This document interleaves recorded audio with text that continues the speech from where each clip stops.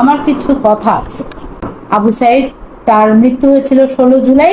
সেই তারা দাবি করছে যে এই 16 জুলাইয়ে তার প্রথম মৃত্যু, এবং এই মৃত্যু থেকেই শুরু হয়েছে জুলাইয়ের গণ অভ্যুত্থান। এখন আবু সাইদকে যখন মারা হয়, গুলি করা হয়, তখন সারা বাংলাদেশ কিন্তু হতবিহ্বল ছিল যে আহারে একটা ছেলেকে এভাবে গুলি করে মেরে ফেলা হয়েছে। আমরা ভিডিওতে দেখেছি যে সে এসেছে, 2 হাত প্রসারিত করে পুলিশ তাকে গুলি করেছে এবং তাকে ধরাধরি করে নিয়ে হাসপাতালে যাওয়ার আগেই ডাক্তার তখন বলেছে যে হ্যাঁ, ও তো মৃত।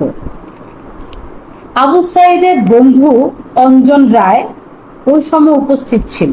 এটা পত্রপত্রিকাতে এসেছে এবং এটা নিয়ে রিসার্চ করলে আপনারা পাবেন। অঞ্জন রায় বলেছে যে আবু সাইদকে মেরে ফেলার অনেকক্ষণ পরে হাসপাতালে নেওয়া হয়েছে। তাহলে এই যে সময়টা, এরা দেরি কেন করলো? কেন আবু সাইদকে সাথে সাথে হাসপাতালে নিতে পারলো না? নাম্বার 2, আবু সাইদকে যদি এত গুলি করতো, তাহলে আবু সাইদ যেখানে দাঁড়িয়ে ছিল তার পিছনে কিন্তু চলমান জনতা ছিল। পুলিশ যদি এতগুলো গুলি করতো, তাহলে চলমান জনতা কিন্তু এভাবে হেঁটে যেতে পারতো না। আপনারা ভিডিওতে দেখবেন বা ছবিতে দেখবেন, স্টিল ছবিতে আছে যে তার পিছনে প্রচুর মানুষ হেঁটে যাচ্ছে। তো পুলিশ যদি কোথাও গুলি করে, সেখানে কিন্তু মানুষ ছুটাছুটি করে, এভাবে হাঁটে না।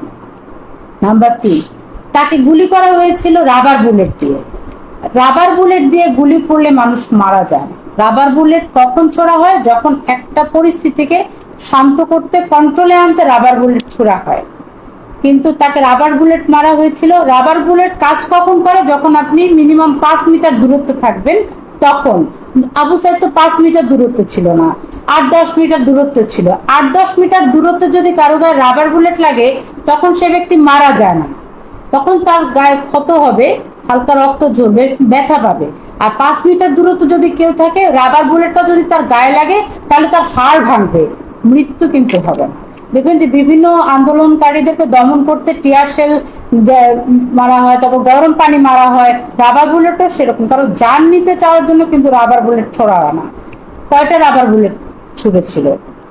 আবু সাইদকে যখন নেওয়া হয়, তখন রাত্রেবেলা 11টা 50 মিনিটে তার পোস্টমর্টমে যে রিপোর্টটা দেওয়া হয়েছিল যে তার কানের পাশে 3 ইঞ্চি একটা ক্ষত ছিল। তার কানের পাশে 3 ইঞ্চি ক্ষতটা কোত্থেকে আসলো? পুলিশ কি তার মাথায় গিয়ে কিছু দিয়ে মেরেছে? পুলিশ তো তার মাথায় কিছু দিয়ে মারেনি, তাহলে ক্ষত চিহ্নটা কোত্থেকে আসলো? আবু সাহেদ যেহেতু প্রথম শহীদ, এই প্রথম শহীদের মৃত্যু নিয়ে যেহেতু এত বেশি ধোঁয়া, তাহলে আমরা বলতে চাইবো যে জুলাইয়ের গণযোদ্ধা, এই আন্দোলন পুরোটাই একটা ধোঁয়া। নতুন ধারা বাংলাদেশের পক্ষ থেকে আমরা